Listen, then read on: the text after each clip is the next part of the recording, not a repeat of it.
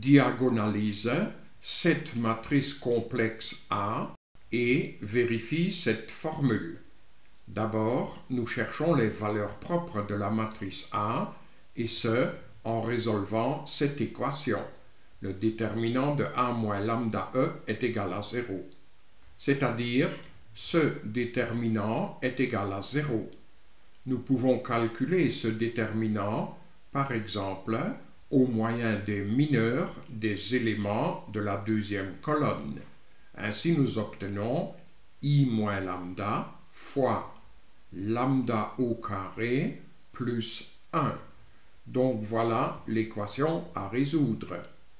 Dans l'ensemble R, la somme de deux carrés n'est pas factorisable, mais dans l'ensemble C, bien.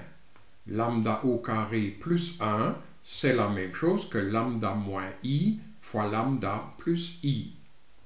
En mettant ici un moins en évidence, nous obtenons comme équation moins lambda moins I au carré fois lambda plus I est égal à 0. Ainsi, nous voyons que cette matrice complexe A a deux valeurs propres, à savoir le I de multiplicité 2 et le moins I de multiplicité 1.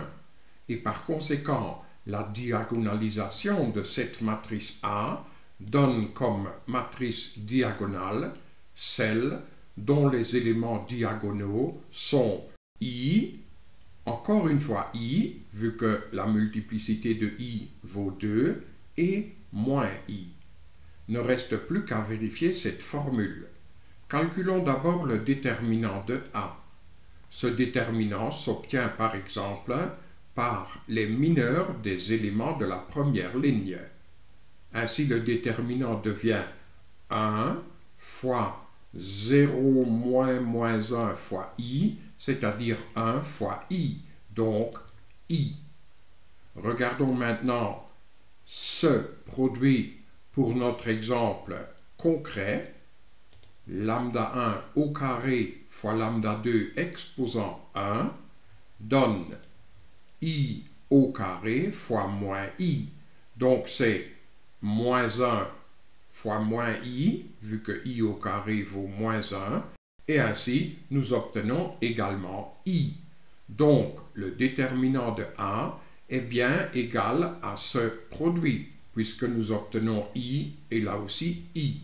Ce qui termine déjà cet exercice.